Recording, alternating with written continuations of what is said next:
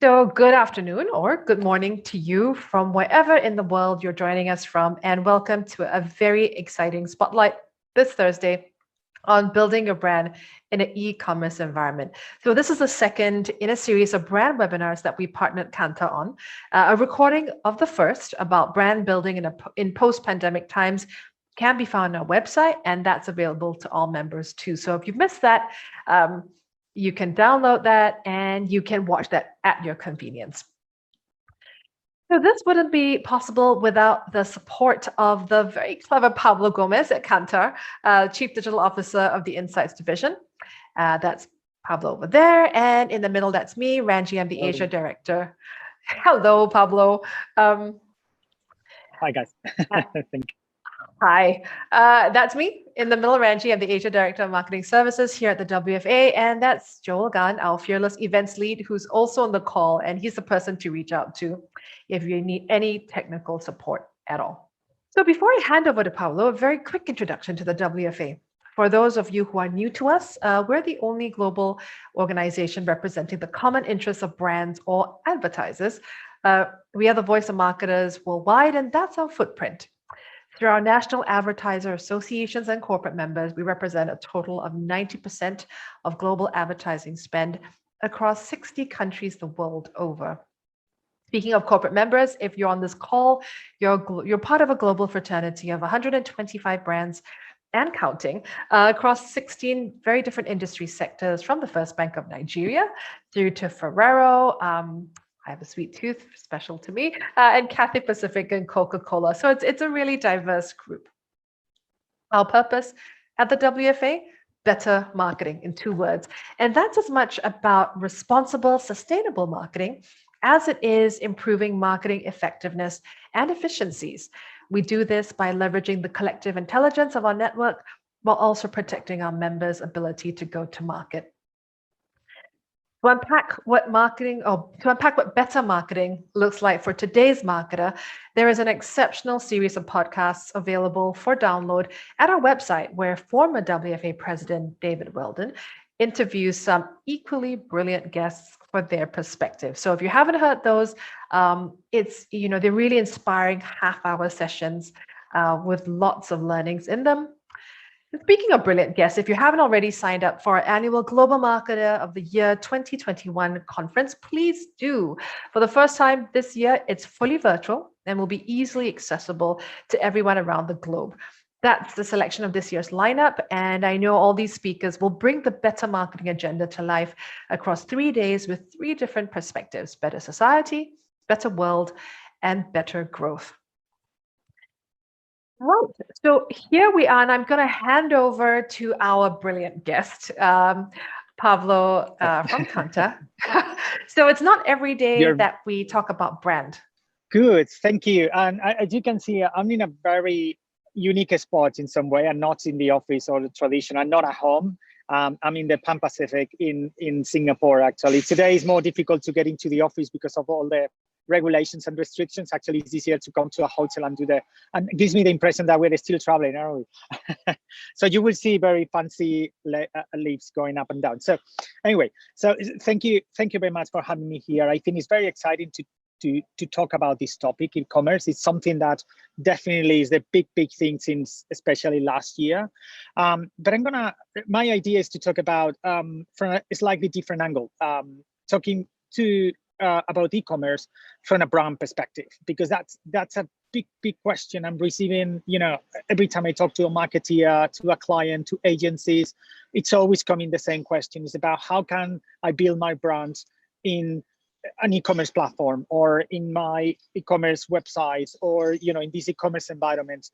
How can I build my brand? How can I continue with the experience, right? Well, first thing is, welcome to the age of e-commerce. It's something that is not new. I think when we talk about the pandemic and COVID-19, there hasn't been a lot of drastic changes there have been, of course, but more what COVID-19 has been an accelerator of things, of course, that were happening before. We all knew this was coming. We all knew the age of e-commerce was coming. But now, of course, it's been dramatically increased. So Asia Pacific, as you can see here, just to put an example, will outpace the rest of the world with a forecasted growth of 25%. It's $2.3 trillion, including China, of course, which is the big country here. And it's 64% of the global e-commerce. So it's really important in Asia Pacific, but it's really, really important everywhere in the world. And as my point, e-commerce, of course, is a disruption because changes the way we are buying products and we are interacting with brands. But there is another disruption that is interesting, is because it's changing the way we as brands are communicating and connecting with consumers. It's changing the media landscape, and I will come to that later. In e-commerce, so adoption has finally happened. This is just an example from Asia, and you can compare here North Asia on the left hand and Southeast Asia in the right hand, because well, North Asia, obviously the penetration is way higher. It's one of the highest in the world, with 60%, for example, of penetration we reached last year in China. But Korea pretty much is above the 50%, but also in Southeast Asia, where up to, well, not many years ago, the internet penetration was still really low. We are finding percentage, for example, in Vietnam of pretty much close to 14% of penetration in the entire population of e-commerce. And this is here to stay. So definitely is here to stay. And this happened before. This is something I always mention to my clients. Say, well, in the previous, well, not pandemic, it was not a pandemic, but it was an epidemic, because it's just pretty much in this part of the world happens. In China, for example, the SARS epidemic actually was considered the genesis of the e-commerce in China, where Alibaba pretty much was born when they moved from business to business e-commerce, to business to consumer. And Chinese people couldn't go outside and buy, they started buying e-commerce. And this was the bone of probably this e-commerce giant that is in the world, that is China. And this is going to happen in the rest of the world now with this pandemic. And this is data from Kantar World Panel, where we can see that e-commerce and food delivery services continues to drive. This is very brand new data. This is pretty much data from the beginning of 2021. And we are still seeing, as you can see, this is compared with previous three months, how e-commerce websites are growing at 48%. In Korea, or in countries like Korea or Singapore, is pretty much 61%. Physical outlets are going down, even in countries where, like in Singapore, everything is open, or even in Korea, etc. So we are not in lockdown, let's say. It's still going down 27%. And things like food delivery services are still growing. Thailand plus 61% compared with the last 3 months, and it's still growing and growing. So we can see actually there is a big change, that it was not just because of specific lockdowns that happened in 2020. It's still continue growing, even in countries that we are, let's say, in the new normal, right? And the price is big. Of course, every data you can see, this is from Bloomberg, e-commerce retail market, excluding China, is expected to grow $2.3 trillion in 2025. So it's so big, the price, that everyone is moving in. And this is definitely disrupting. And as I said, the e-commerce disruption goes beyond that. It's shaping the advertising world, it's shaping the communication world. As you can see here, different examples from Facebook is changing entirely their strategy to moving into e-commerce with Facebook shopping, with Instagram shopping. Everyone knows, and I will talk about it a little later, about social commerce.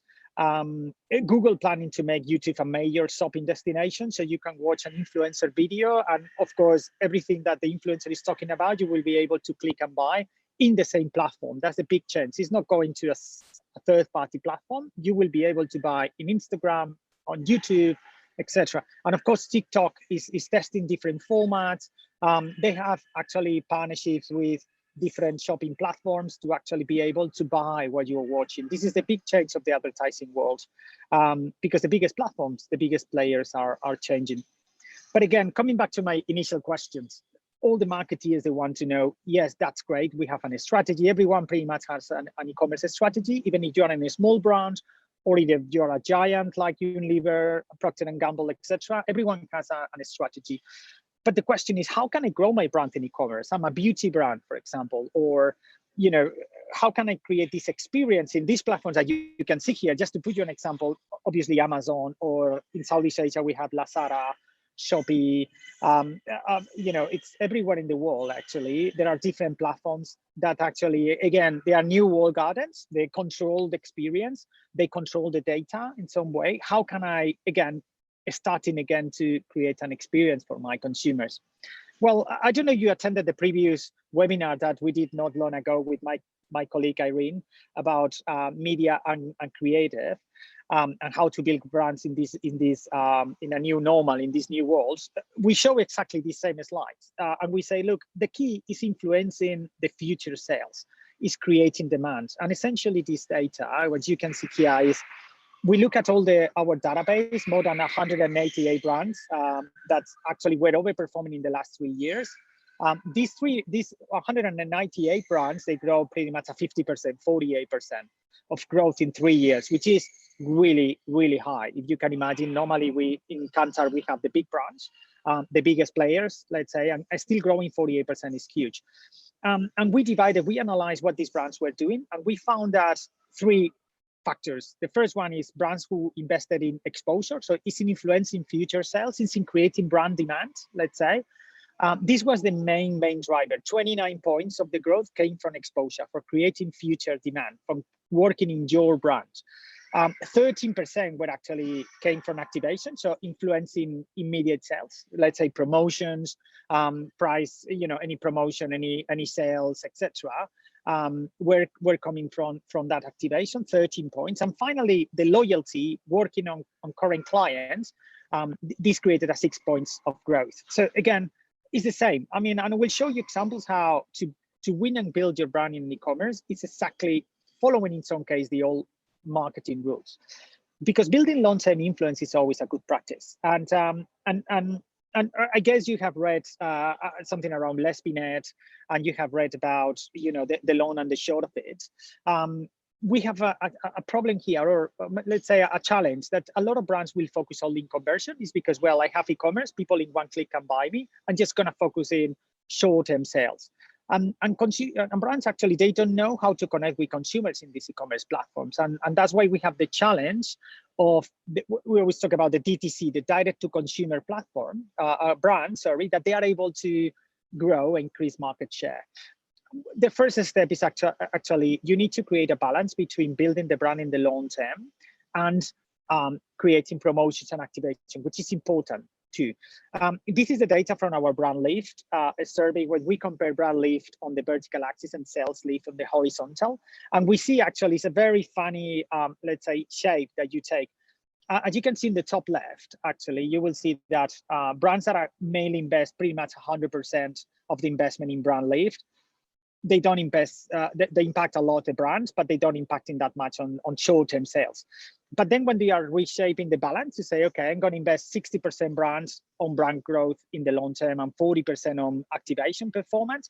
You find kind of a sweet spot. You're growing your brand, but at the same time, you're impacting.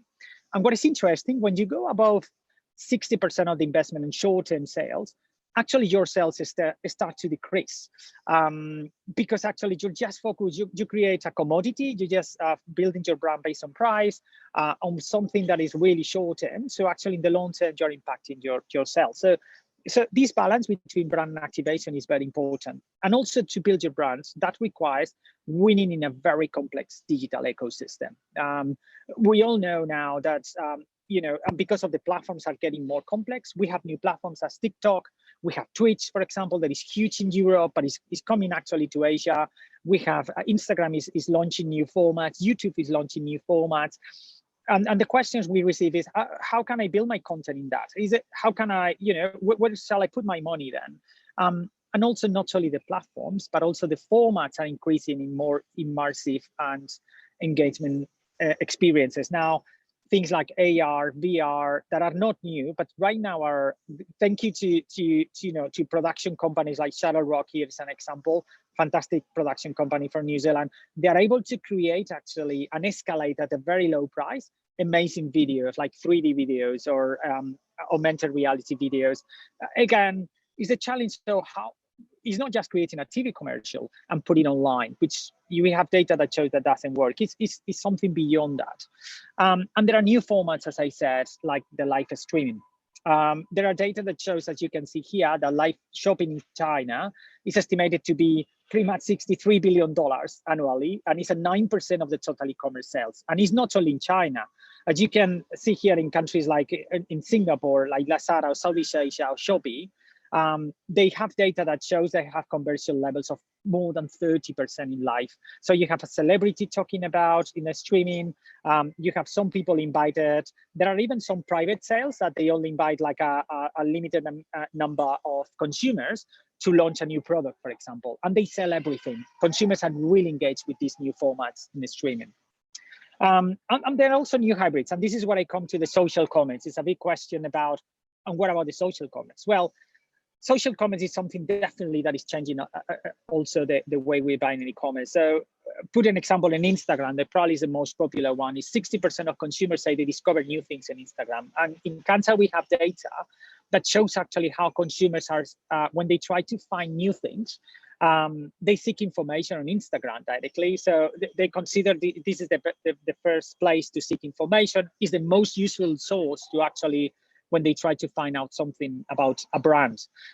So that's a combination between social media, between actually an advertising platform and an e-commerce platform as well. So this requires actually a new thinking on how to approach it. And when actually we in the WFA received some questions actually before in advance that some of you actually sent, and thank you for sending those questions, really interesting. One of those were about influencers. What do I do with influencers in e-commerce? Well, influencers, the first reaction will be yes, it's a great asset, and I will come to that on how influencers work. But can you trust influencers? Well, there are some challenges in that. We have data that shows how pretty much more than half of consumers, they have the question mark about influencers because they know brands pay influencers to advertise. They're not naive anymore.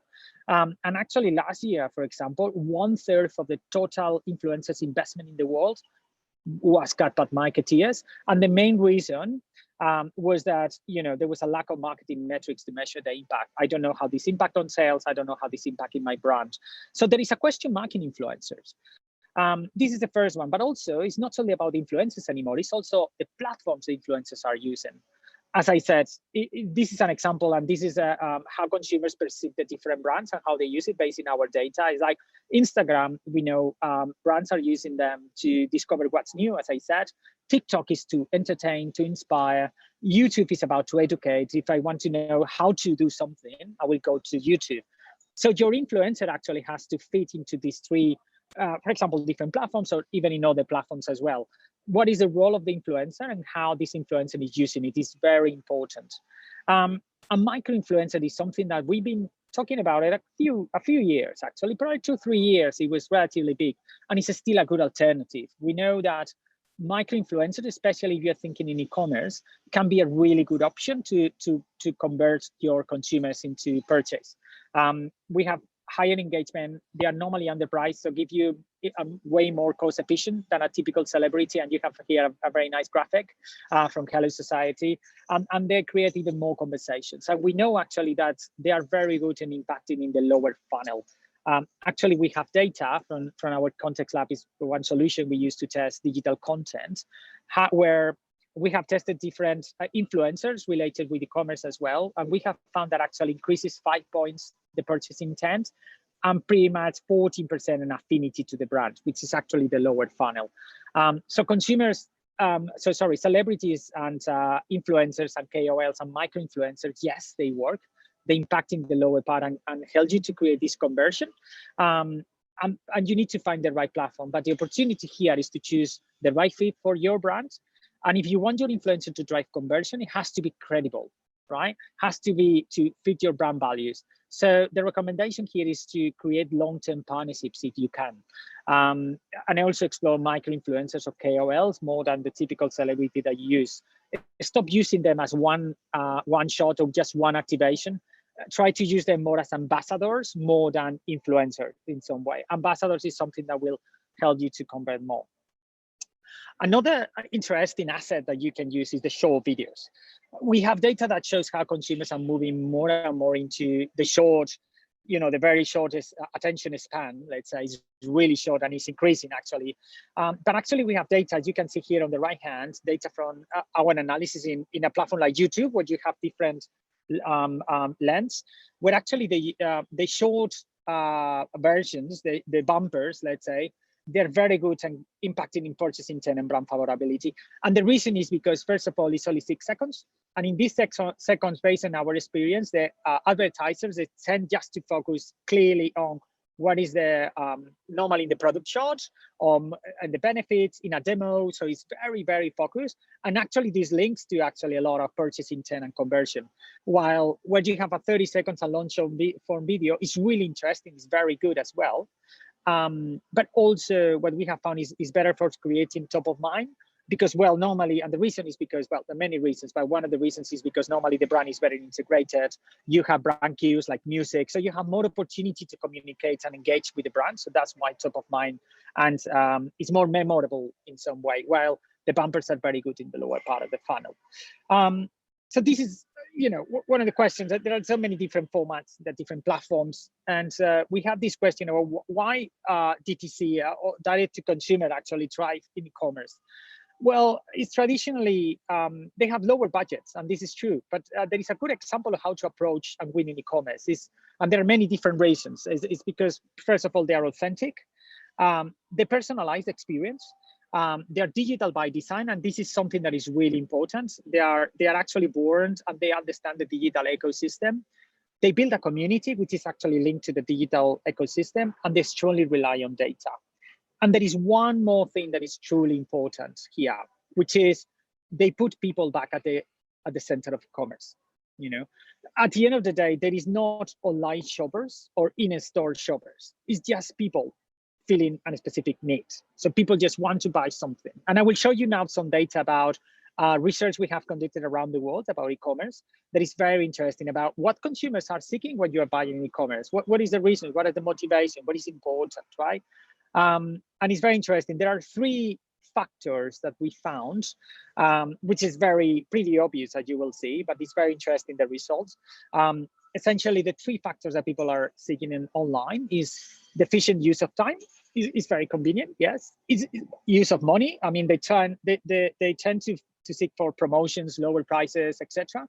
And the last one is what we call the positive and negative energies associated with the purchase. And this is very strongly related with experience. What is the type of experience you're going to have when you're seeking? And if you think about it, what we found is actually a good balance of the 3. But if you think about it, when e-commerce started, I think pretty much was something efficient in terms of time and normally cheaper in terms of money, right? And I think everyone went into the internet, indeed, at the early times of Amazon, which very low prices. It's very convenient. Even in countries, you have one same-day delivery. Yes, but pretty much when you are evolving the market in e-commerce, this is a must. This is a basic thing, right?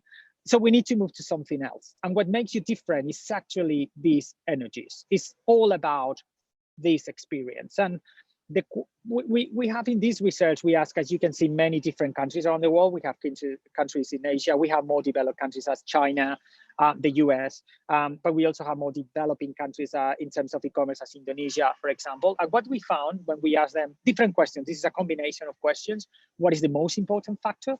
The most important factor is actually that experience, that positive energy, or negative in the negative way, right? If I have a very negative experience, I'm not going to buy that again. And you can see in every single country, this is really important. Money is important, of course, and time, of course. If you're going to take a month to actually deliver your product, probably I'm not going to buy it again.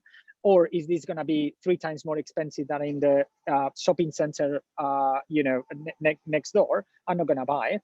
But the experience is actually, that is the thing that is making, and we have cases. I love that when I was preparing this presentation, I saw the Lazada birthday. They created actually streaming videos, concerts, live concerts for consumers. So platforms are even moving away from purely transaction to entertainment because they want people to spend time actually in the platform. This is one example of Lazada. I'm pretty much sure there are thousands of examples. This is another case from the real world. This is from Kakao Bank in Korea. So Kakao, which is a big pretty much is not new. It's quite old, relatively old actually. But Kakao is a old, let's say, social media platform. It's kind of like WhatsApp. It's a bit of anything. It's a super app, let's say. So Kakao Bank in Korea, they launched this new product. Actually, they understood that people, expected online to be easy, to be seamless. They don't want the hassle of going to an office. So actually, they focus on creating an online bank that it was super easy to create and open an account, just taking out of the hassle. And actually, we saw it was super, really, really successful because they play with this energy. So we're gonna create a new bank account is something that is not pleasant, as we can see, but actually they create a nice experience. And I'm going to show you this case. This case is actually, I took it this morning, and this is a personal experience. It's my wife, actually, she bought in clarins.com in Singapore. And this is a real photo from home that I took. This is on the right hand. She just bought you can see the big red bottle at the center. And actually, this is the product she bought. But actually, because it was Easter, there was an Easter egg hunt. That actually, the more time you spend on the website, that you can see on a screenshot of the website on the left hand, the more time she spent on the website, she could actually click on a small Easter eggs. Every Easter egg she clicks, she could actually change for a small product for the sample. And as you can see here, what I'm talking about the experience, as you can see here, the box is beautiful, right? When you open the box, you can see this beautiful, the beautiful different colors. You can see an explanation of Clarins. And also all the products you can see there, except the red bottle, all of them were free. They were all samples, actually. And it was, and she got it because she spent a lot of time buying in clarins.com. She's gonna buy it again, of course. The time was fine. The price was not especially, was the average price, but of course she's gonna buy it again because the experience was amazing. The website, the web page was really good. So this is just a personal experience, of course, but I'm pretty sure I think this really illustrates why you're gonna go and buy online. And this is about designing the experience, as I said, how you can create a nice consumer journey from the beginning to the end. This is data from our research. This is from actually research that we ran in 2021, but I want to illustrate it. This is from an FMCG company, and we run a context lab. Again, is a tool we use to test content in different platforms, including digital, including in e-commerce. What we found is mainly 3 different learnings, kind of a funnel. So when consumers start searching for the product, what we found actually is the brand is really important, the brand equity. So you need to start from the brand. So high saliency, high top of mind of the brand actually will help actually to stand out your competitors, even if you are in an environment like Amazon. Positioning matters. So, and in this case, it's based in Amazon example, but yeah, positioning matters. So being number 1 when people search for you in one of these marketplaces like Amazon, Lazada, etc., being number 1 or being the first page is exactly like in Google search. It's really important. But then the question we receive from the client is like, but is it content important? So what I put in the brand page, when people click on that, it's important, it makes a difference in the conversion. We are able to track what people do in the e-commerce platform. So, and the answer to that, you will see that, but it's yes. So content has a very important role to play. So what you put in the page, even if it is not your own website, but it's also Amazon website or Lazada website or Shopee, is very important. Let me start from the beginning. So when we think about the top, the brand perception, is it important for conversion? Well, we found a correlation. Again, this data is based in Amazon. We are building our own database, so we will have more data. But what we found actually, there was a very high correlation. As you can see here, a correlation normally goes from -1 to +1. 1 is a perfect correlation. The correlation between top of mind awareness and clicking in that brand is 0.8. It's really, really high. 80% of the people actually with high top of mind will click on the brands. Top of mind and awareness and conversion, so people actually clicking and buying the product actually is 0.63, which is really, really high. So if you already, and this is the thing, is it important to build my brand in an e-commerce world? The answer is yes, because if you have a high top of mind, if you're in the mind of consumers, you will be able to stand out and you will have a higher possibility or probability of being purchased. But also positioning, as we say, you need to be obsessed with positioning as well, being number 1. This is a comparison between the brands and the leader of the category. Really big leader, probably has 40% of the category.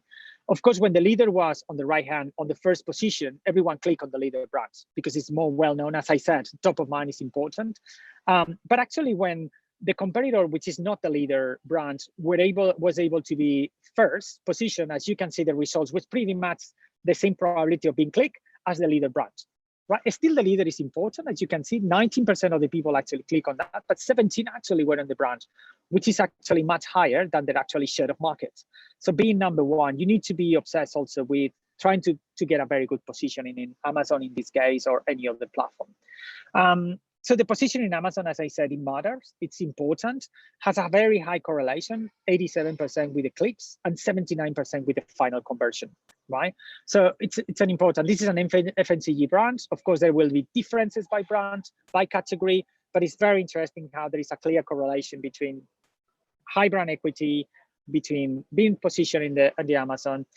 And in this case, one of the things we were able to do is actually track the experience across the Amazon page. As you know, in Amazon, you are scrolling down on a mobile, for example, and you can see the details of the product. You can see what Amazon calls the A+ content. A+ content is a section in the Amazon page where actually you can include the specific features of your brand. You can include a video, you can include a carousel with content. And then when you scroll down, you can see the question, the product safety, about the specific, more details, and then you have the customer reviews, etc. Well, what we found actually comparing these two brands, what we found is that one of the brands that you can see, the light blue, was clearly getting more impact on people stop more. And this is the percentage you can see is the number of people who stop and watch for more than 1 second. We were tracking what they were doing in the behavior. And the details and A+ content for this brand actually was really high compared with the competitor. What we found actually is that when we look at the brands, and we were able to ask questions as a brand lift, so we could actually measure the brand impact. So what we found actually is in the brand A, that actually didn't have that many people stopping in the details and the content and the customized content, the brand lift between control and expose was not very high, was pretty much flat. On the competitor, the leader brands, actually, they created a really big impact because people stop in the specific content.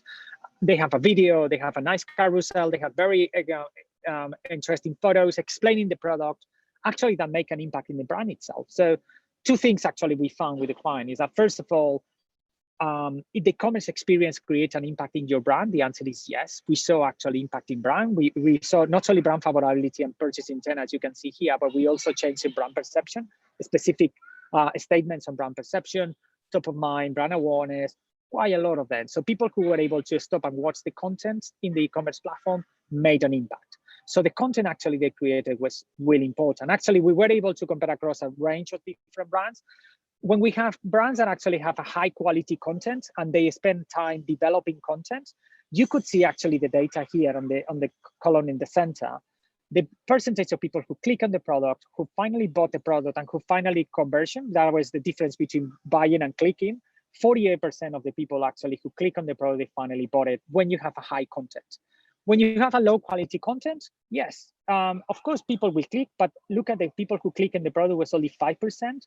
The people who bought it only 2%, and the conversion was way lower. So of those people who click, 40% actually bought it, so 8 points less and lower than the high quality content. So the answer is quality content, is content important? Yes, you need to continue creating your content. And this is kind of what we found is like, creating your brand and your experience is actually really important because you need to start from the brand.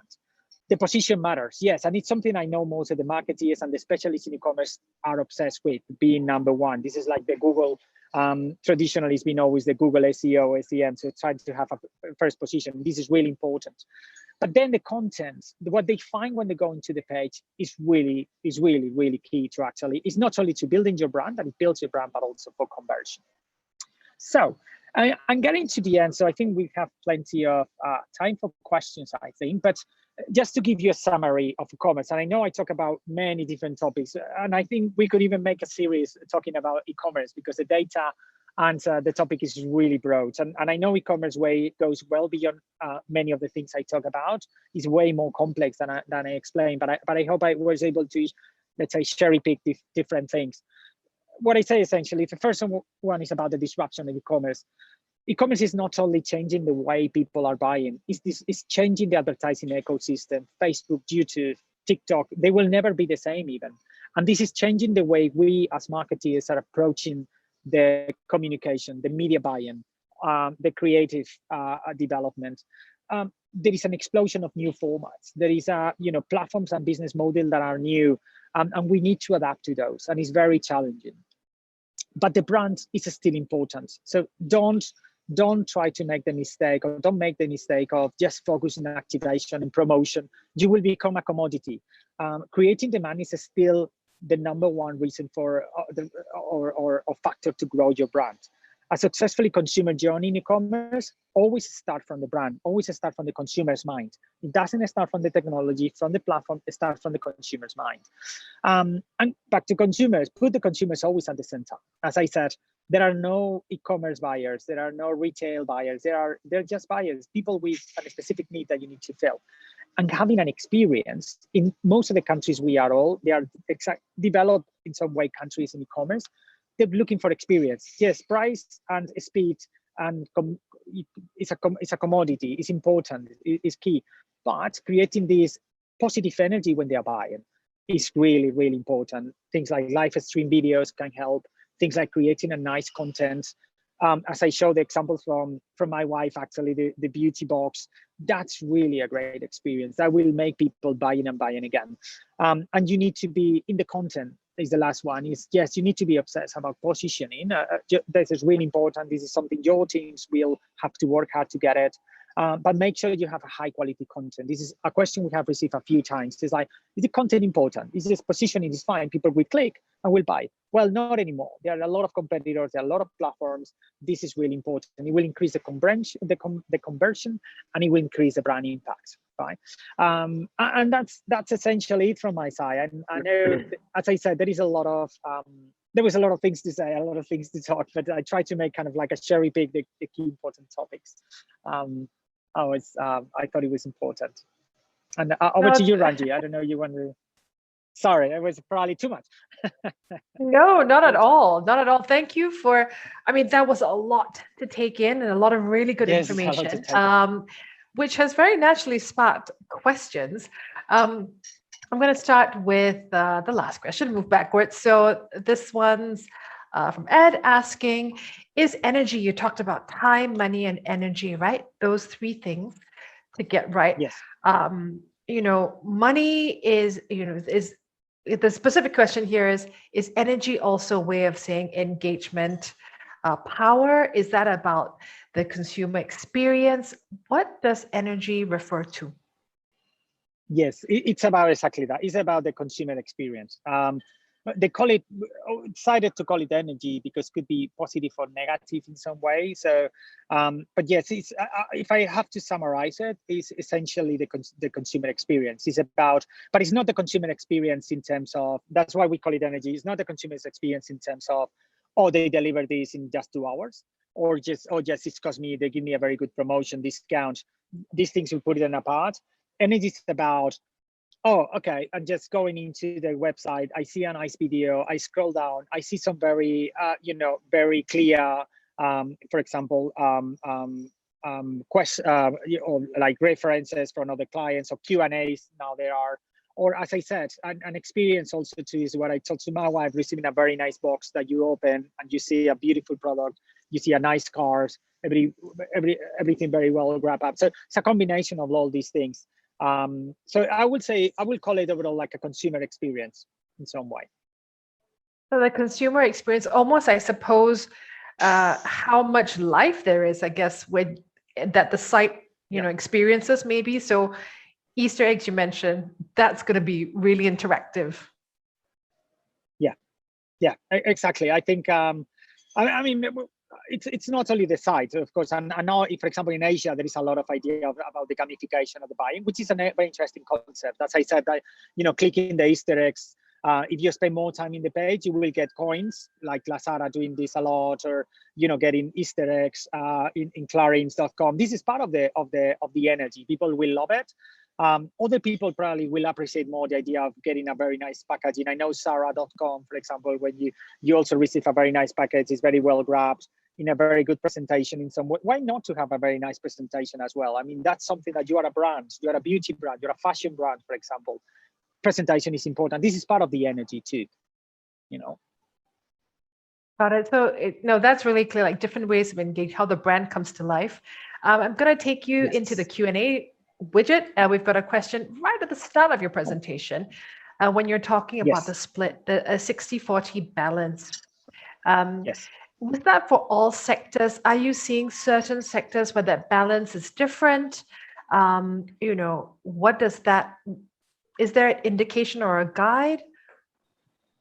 It is, I mean, it's not, 60-40 is a general, let's say, including all sectors, including FMCGs, but also services, technology companies, etc.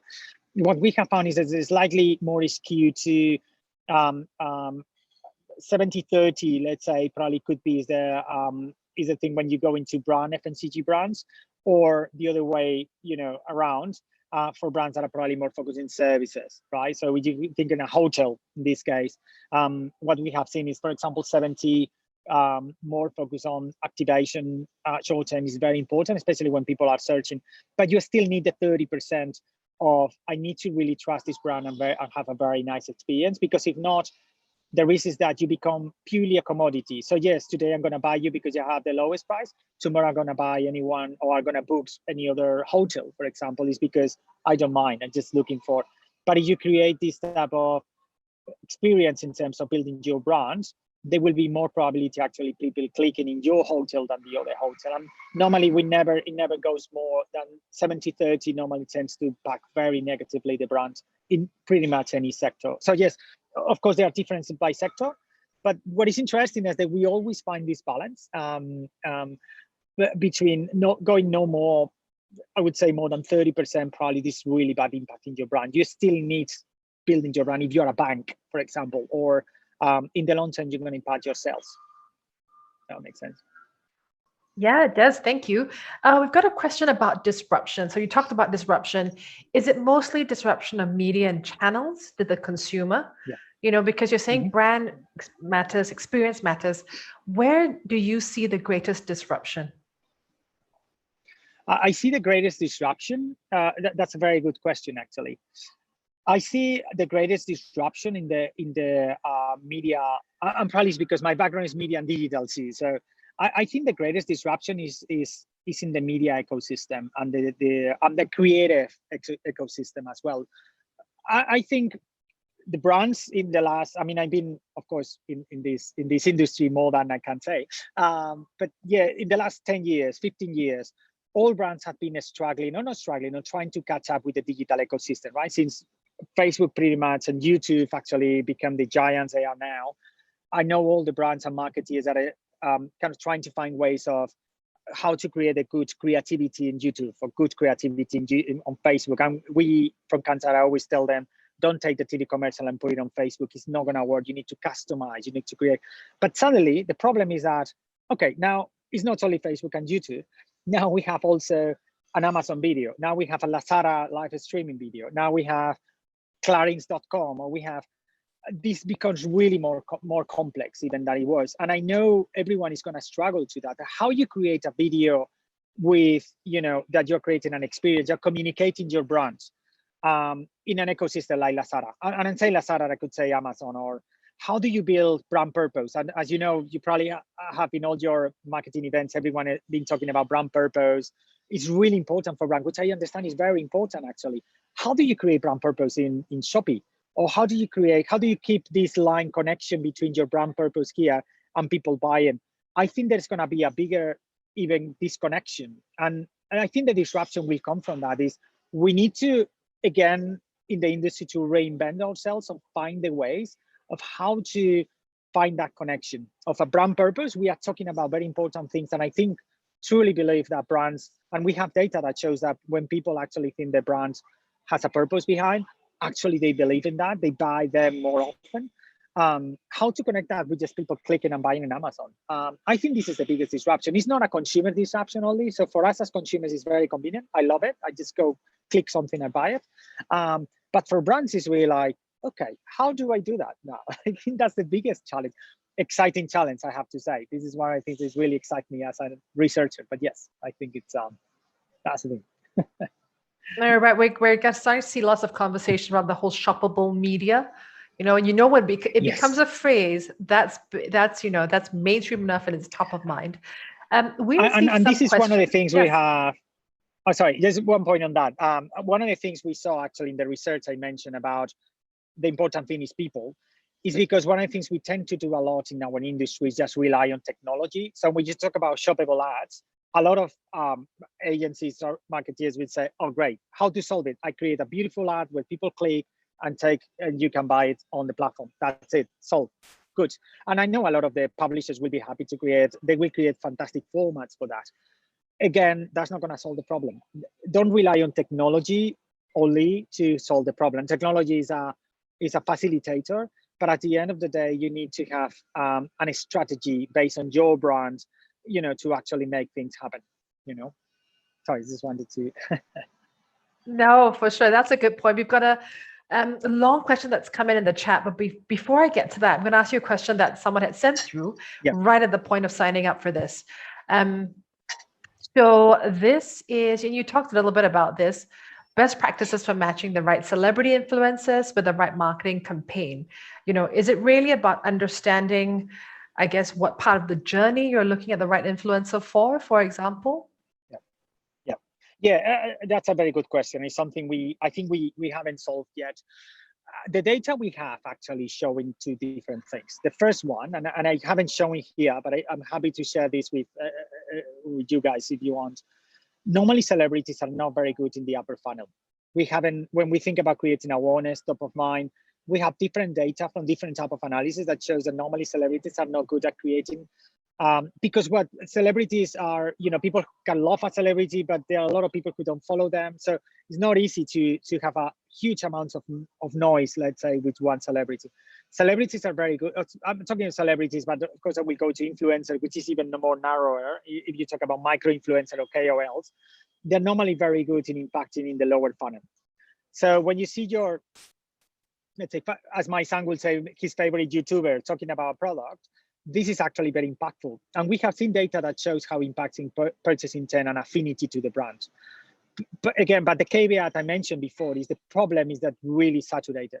So the problem is that I think most of the brands have been using them as purely activation devices. So in this campaign, I'm going to use this fantastic influencer. Next one, I will forget about it, which is fine. The problem is that consumers get confused about that. I think we need to move from influencers to really ambassadors, to having really, probably it's not about having 1,000 or paying $1 million to a celebrity, probably it's having these micro influencers, for example, that are really loyal to your brand because they really love your brand and you use them actually as yours. Well, I'm sorry, I say devices sound really bad, but as an important part of your campaigns, and they're always there. So actually that create the people actually will say, okay, I believe this guy, I love this guy. And he's always talking about, my brand is always talking about McDonald's. It's always talking about, so I definitely, I trust them. So I think they're very important devices in conversion because we see that impacts in the lower funnel. So perfect for e-commerce. But you need to make it right. You need to be more consistent in the way you use them. Okay, so it's identifying almost key spokespeople versus ambassadors as opposed to just working with influencer after influencer. I think that's a great deal. Yeah. Questions are coming fast and furious, Pablo. I'm glad you've got a drink there. Okay, the brand I building. speak really fast, but no, you might have to speak faster. The brand building versus short-term performance marketing challenge is something that has been discussed extensively. The struggle is getting the right KPIs to measure long-term brand impact. How do you see brands measuring how they are building brand equity online? What examples are they using? Any examples you can share? Brand building online. Yeah, there are, and that's a very good question. I think the challenge, and I'm from Kantar, so as you can imagine, one of the things we traditionally always been using is tracking. And I know a lot of our clients go like, look, your tracking is not measuring my, every time I have a great campaign online, I don't see any movement, which that happens, absolutely happens, because I think traditionally a lot of the tools are very good in offline, not really that focusing online. But today there are things that we use actually that can measure brand online. So I think when we talk about brands, things like brand power that we use, or being able to measure how people perceive you as a meaningful, different brand. So you are meaningful, you create brand purpose, and you are different from competitors. We have data that shows that This is really important actually for consumers. The challenge has been always how you measure the impact of online into those, right? And there are ways, actually, there are statistical ways. I think the problem is that in online, and that's my point of view, I came from media agency, as you know, we've been always trying to be perfect in the way we measure digital. It's like, no, digital has to be absolutely, direct measurement, always like using the technology. And the problem is that it doesn't exist, just purely because there are walled gardens everywhere. So an e-commerce platform, they're not going to allow you to get into that and see who has been exposed to a specific content, because it's a walled garden. Is the way it works. But when we use other things as probability to exposure, you use the statistics, and sometimes it's using traditional statistics to actually link these people has been exposed to this specific content in digital. We see actually a movement on X. So we have examples. I have examples how we have built actually that, and not only hard selling of Kantar. I mean, pretty much sure there are other good companies actually able to do it.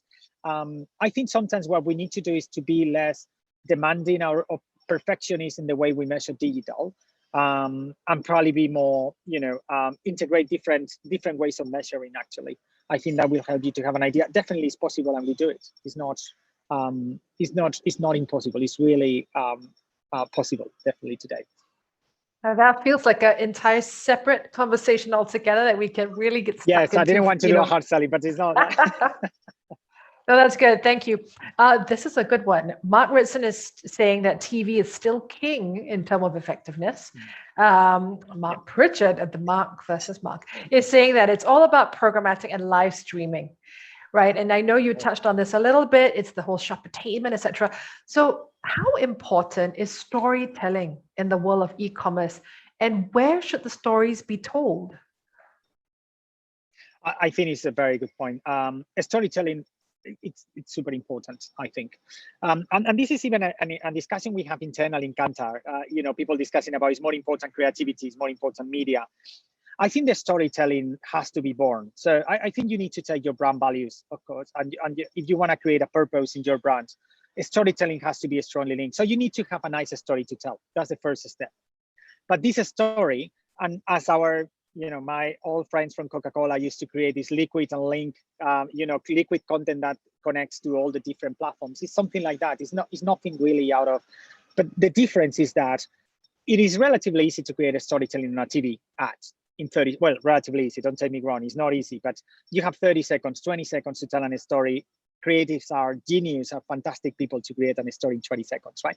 The problem is when you go to TikTok, just to put it extreme, how do you create a storytelling? And I have clients who said, I remember one client from Australia said, oh, we tried to put these 30 seconds, we created a 6 seconds video into TikTok, it didn't work. People thought like, this is a video, I'm not watching this. And I said, yeah, of course, because people are not watching TV videos online, even if that's a 6 seconds. So that's not gonna work. And they said that what they did was create a hashtag challenge, which is one of the things that you can create in TikTok, is engaging people to create content. This actually worked really well for them.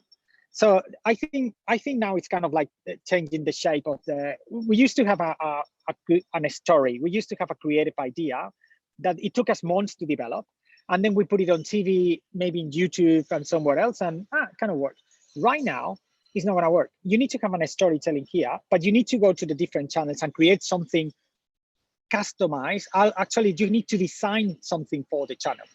Because what you create in Instagram is going to be absolutely different what you create on TikTok, what you create. But all this together needs to be a story. So someone exposed to the TikTok idea, to the Instagram idea, to the Facebook idea, needs to get the point of, okay, and cases, Nike, for example, is one of my favorite of all times. I think Nike is really good at creating this story. Colin Kaepernick, there was very in the US, was 2 years ago, was really controversial. They have this beautiful idea, like you need to dream crazy, right? Which is a very powerful idea. And the crazier you dream, the better, let's say.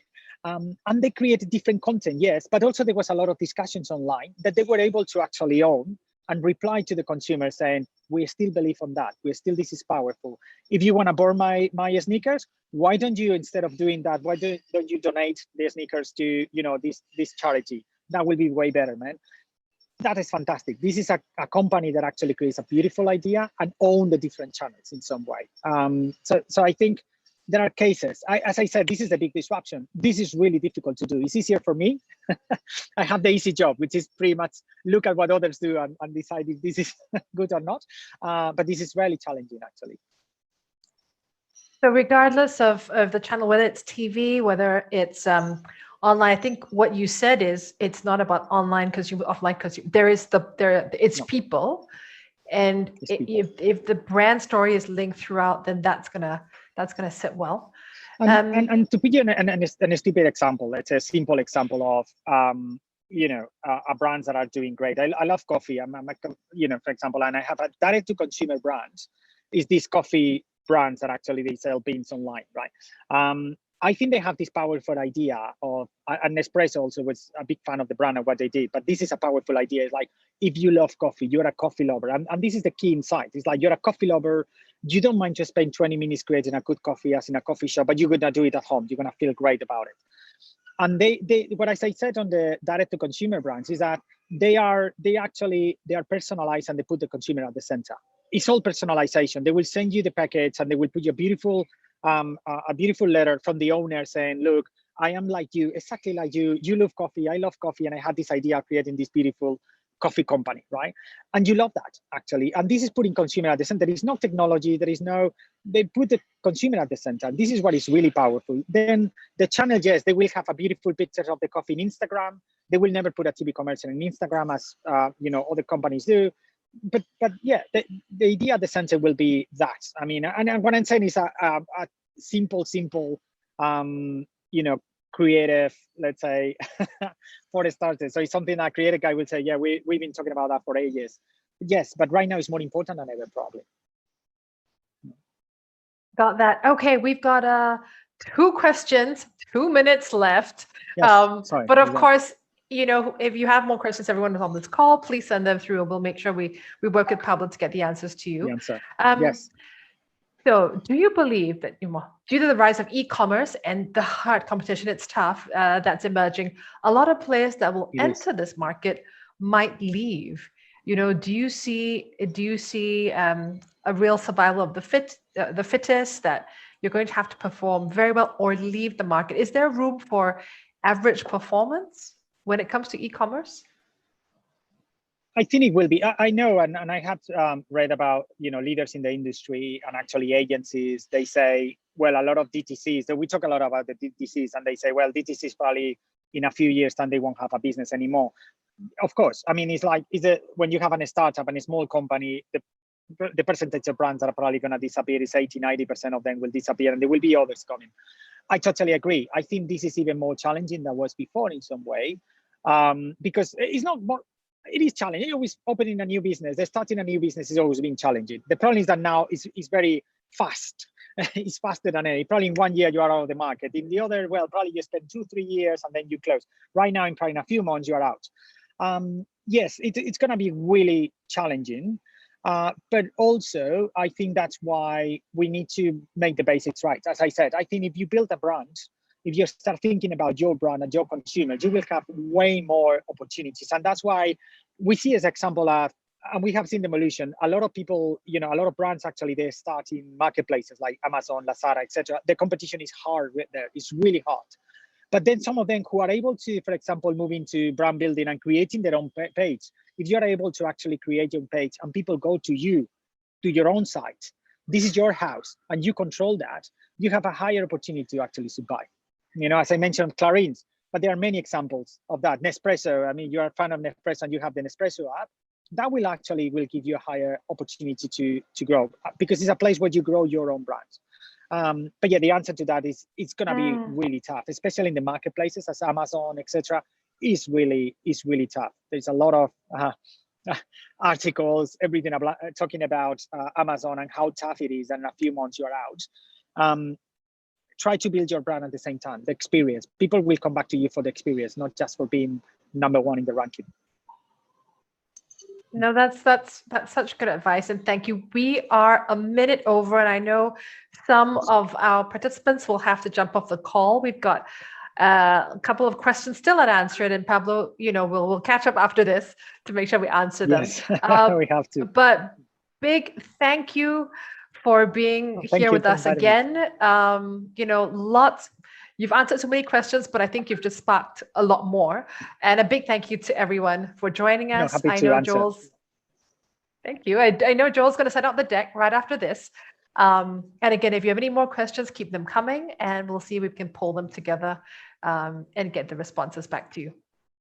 So thank you, everyone. Absolutely. And happy Easter. Check out the Clarence site. That was great promotion. Yes. Hi, everybody. Thank you very much. Thank you so much, Pablo. Bye. Bye. Thank you. Thank you, guys. Bye.